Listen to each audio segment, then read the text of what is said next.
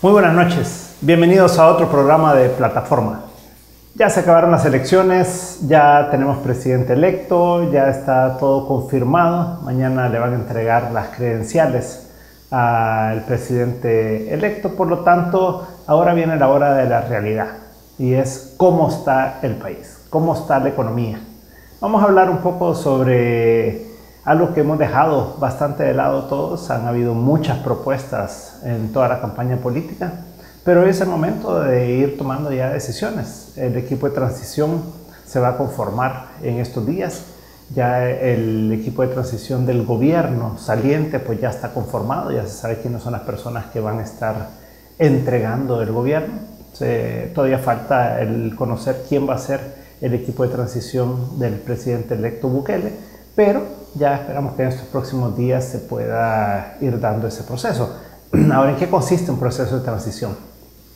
Básicamente es que el gobierno entrante ya necesita empaparse de cómo está la situación que va a recibir en todos los campos, en el campo de la seguridad, en el campo de la educación, en la salud, en la economía, en todos los campos que tienen que ver con el gobierno, también todas las empresas públicas, y por lo tanto lo que tiene que haber ya es una transición, tiene que haber un traspaso de mando, digamos, entre las autoridades que se van y las autoridades que lleguen. Un nuevo gobierno, por supuesto, tiene que tener una gran cantidad de personas que van a ir a recibir los diferentes puestos en cada una de las instituciones de gobierno, porque es un equipo grande de personas el que se requiere para poder asumir todas esas responsabilidades. Entonces, hay campos que son más técnicos, hay campos que son menos técnicos, hay campos que son más empresariales, entre comillas, y por supuesto que el nuevo gabinete pues tendrá que irse conociendo en los próximos días. Ahora, ¿qué va a encontrar?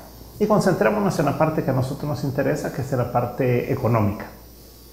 Dentro de eso, pues lo hemos venido diciendo ya por bastante tiempo, la situación fiscal en particular, o sea, la situación de las finanzas del gobierno, es una situación bastante complicada que pues se había venido dejando de lado, digamos, por todo este tema electoral. No habíamos estado comentando al respecto, pero ya es hora de volver a ser un polo a tierra y de volver a entender que la situación no ha mejorado en estos días, sino que lejos de eso pues hay que tomar decisiones para poder ir resolviendo los problemas. ¿Cuáles son los temas más importantes, podríamos decir, que vienen en un futuro muy cercano?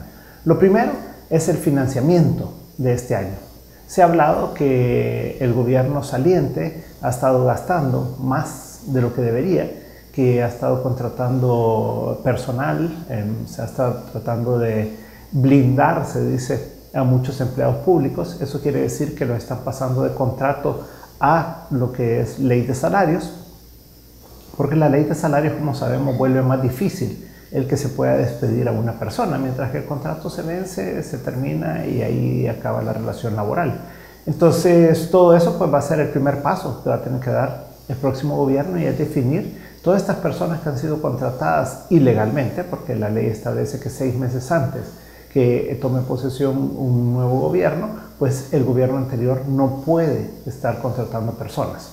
Entonces, pues ahí la ley favorece al nuevo gobierno para que pueda despedir a esas personas que hayan sido contratadas ilegalmente.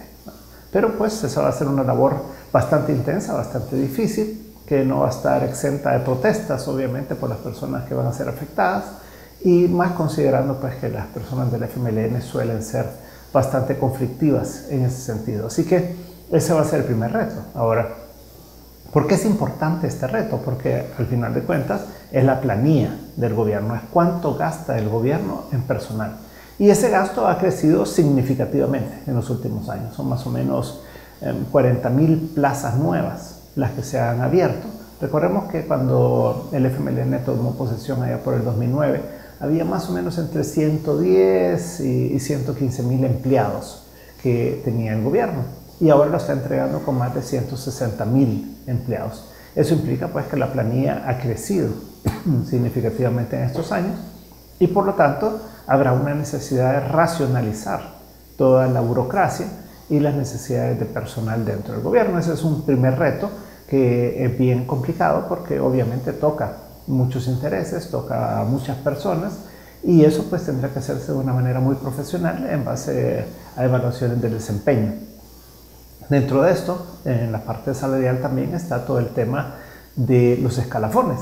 Los escalafones, como ustedes saben, pues hay algunos que son muy onerosos, como el escalafón de salud, que se incrementa 8% por año.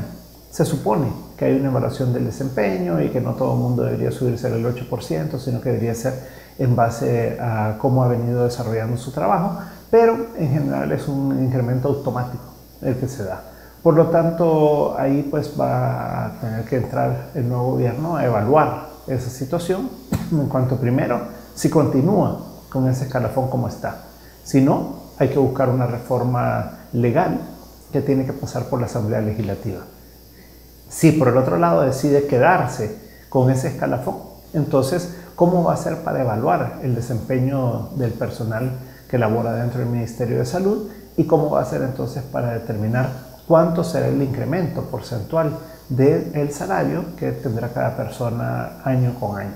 Todo eso es una decisión muy importante porque implica bastantes recursos adicionales cada año para el Ministerio de Salud. Por el otro lado, hay un escalafón en el Ministerio de Educación también en la parte de la Policía Nacional Civil, etc. Entonces, todo eso pues, va a ser un tema que va a tener que abordar el próximo gobierno y que tendrá que ser inmediato, porque recordemos que el próximo gobierno toma posesión el 1 de junio, pero ya para entonces ya se está elaborando el presupuesto del próximo año, del 2020. Ese presupuesto ya va avanzado porque se comienza a elaborar más o menos en abril y en septiembre tiene que estarlo presentando a la Asamblea Legislativa. Entonces el nuevo gobierno entra ya sobre la marcha a tratar de definir un presupuesto que muy probablemente será bastante inercial, o sea que no va a tener grandes cambios, digamos, porque además hay muchas rigideces, pero lo que implica eso es que si el gobierno entrante no sabe exactamente lo que quiere hacer con el presupuesto, cómo lo quiere desarrollar y cómo lo quiere ejecutar, pues entonces se va al 2020 con un presupuesto muy similar al del año anterior y entonces es hasta el 2021 que va a tener la capacidad de poder hacer cambios significativos. O sea que esperemos que sepan qué es lo que quieren hacer para que puedan ya implementarlo en el presupuesto del 2020 que se va a presentar a la Asamblea a más tardar el 30 de septiembre de este año y que debería de estar ya siendo discutido y aprobado antes de fin de año. Entonces, eso en cuanto a la parte laboral, digamos. En segundo lugar, está todo el tema de bienes y servicios. A través de eso, pues, se gasta más de 600 millones de dólares al año. Y siempre se ha dicho pues, que hay margen para poder reducir ese gasto también. Siempre se plantea una reducción del 10, 15%, pues estamos hablando de entre 60 y 90 millones de dólares que se pueden ahorrar ahí, si en realidad se hace un esfuerzo significativo por reducir toda la adquisición de bienes y servicios del gobierno. Entonces, ahí pues el presidente electo y su equipo van a tener que entrar con una política de austeridad, pero consistente, o sea, que en realidad produzca los resultados que se esperaría para poder reducir el gasto que no es necesario dentro del gobierno. Por el otro lado está toda la parte de los intereses. Los intereses de la deuda han venido creciendo significativamente en los últimos años y ahora ya representa un porcentaje muy fuerte del presupuesto y además de manera creciente. Entonces todo eso obliga a replantear todo el tema de la deuda en el sentido de si se va a hacer una reestructuración de deuda, cómo se puede hacer esa reestructuración que no sea ilegal, que no caiga en default el país, pero cómo se puede hacer para poder reducir la carga de intereses y de pagos de capital que tiene el país año con año. Solo en intereses son más de 1.000 millones de dólares y en pagos de capital que se hace a organismos internacionales principalmente supera los 300 millones de dólares por año. Entonces eso va a ser algo que va a tener que enfrentar el próximo gobierno con una política muy clara.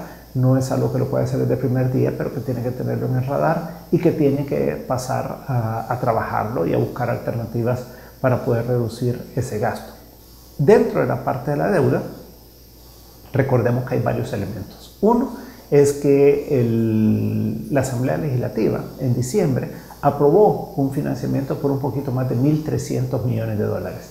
Eso fue autorizado para que el gobierno actual o el entrante pueda financiar o refinanciar deudas. Recordemos que tiene 800 millones de dólares que va a tener que pagar en diciembre de este año el gobierno entrante, que eso es un préstamo de bonos que se vence, y por lo tanto dentro de esos 1.300 millones de dólares, 800 van destinados a un refinanciamiento de esos bonos. En segundo lugar, está la necesidad del gobierno de financiar su déficit corriente, o sea, su déficit de todos los años. Y ese déficit ronda para este año en más o menos 500 millones de dólares. Por lo tanto, necesita esos 500 millones de dólares principalmente para el segundo semestre, para hacerle frente a todas las necesidades financieras que tiene el gobierno a partir de julio principalmente. Eso quiere decir que si toma posesión el 1 de junio el gobierno, entonces va a tener que hacer inmediato esa colocación de bonos, porque inicia todo un proceso que tendría que concluir ahí por septiembre, digamos, y para ya tener entonces tanto el dinero para poder financiar la operación del gobierno en el segundo semestre, como para poder pagar los bonos que se vencen en diciembre de este año. Pero adicionalmente, recordemos que entra el gobierno el 1 de junio, en julio hay un vencimiento de 286.5 millones de dólares en bonos que los inversionistas, este es un bono que se vence en el 2034, y los inversionistas tienen el derecho de poder exigir ese pago parcial o totalmente en julio de este año para que sea pagado en septiembre.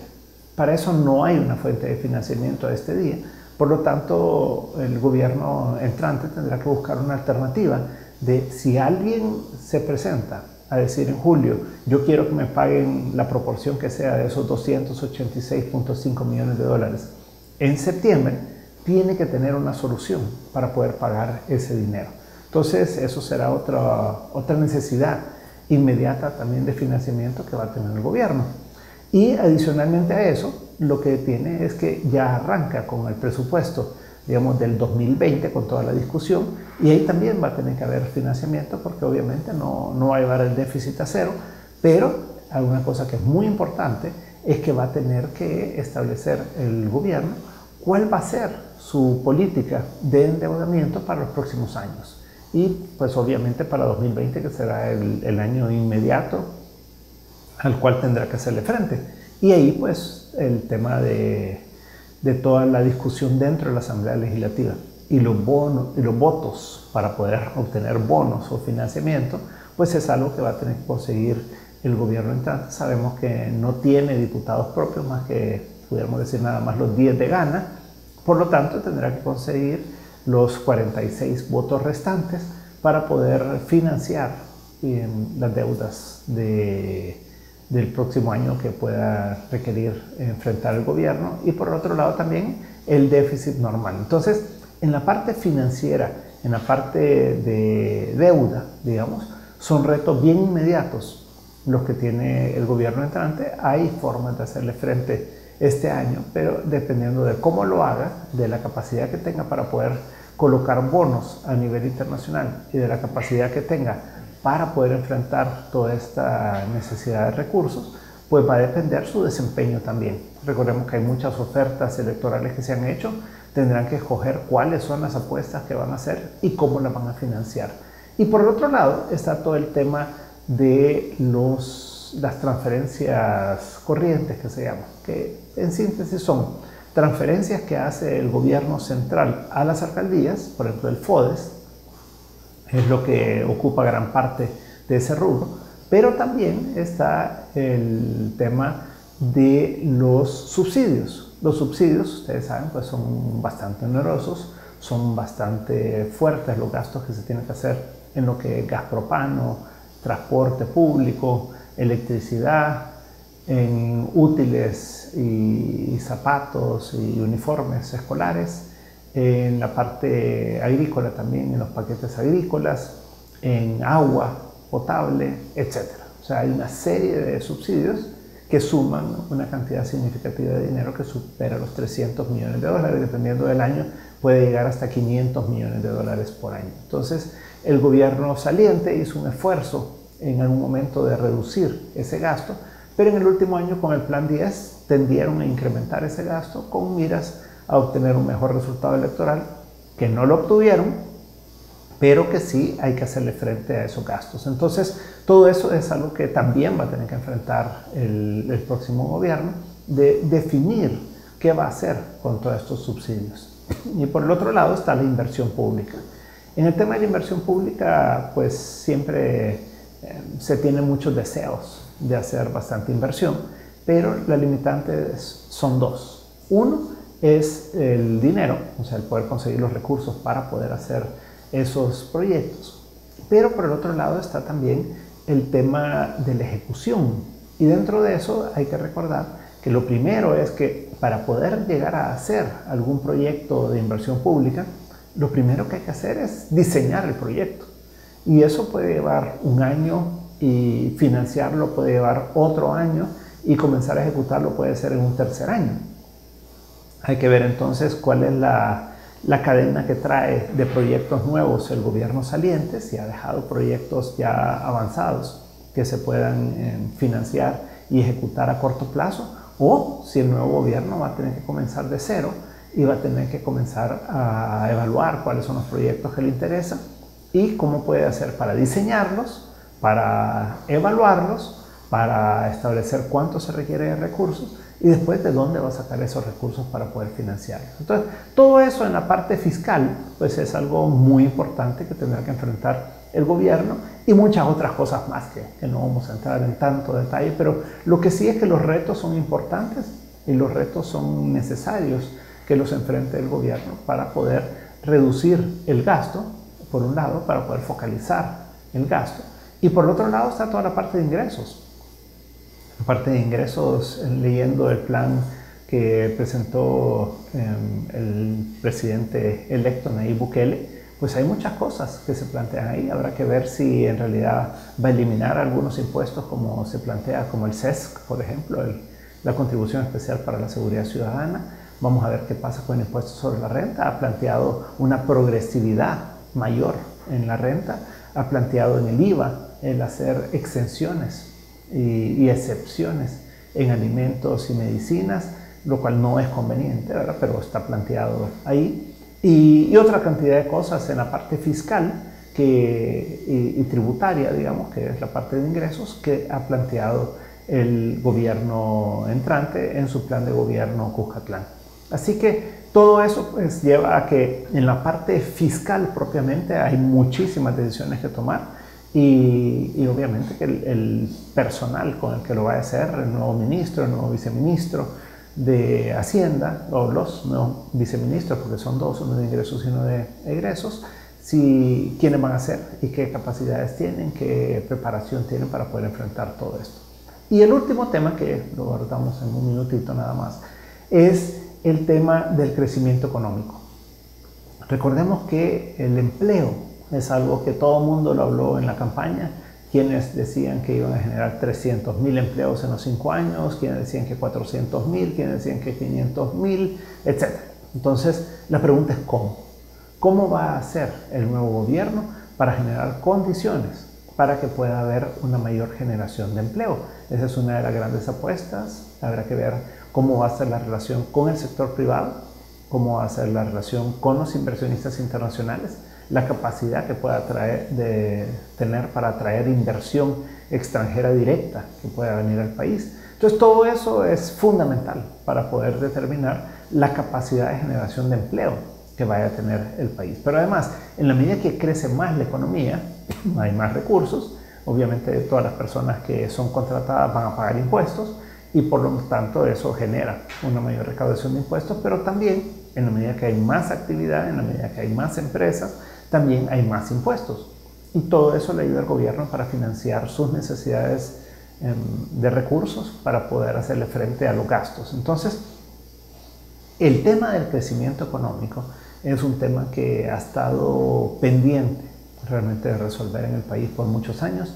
Hay muchos estudios sobre el tema de por qué el país solo crece al 2.5%, por qué no crece a tasas del 4, 5, 6, 7%, que es lo que deberíamos de estar teniendo. Así que, síntesis, pues hay muchos retos en la parte fiscal, muchos retos en la parte económica propiamente y otra serie de cosas que vamos a poder seguir conversando en los próximos días.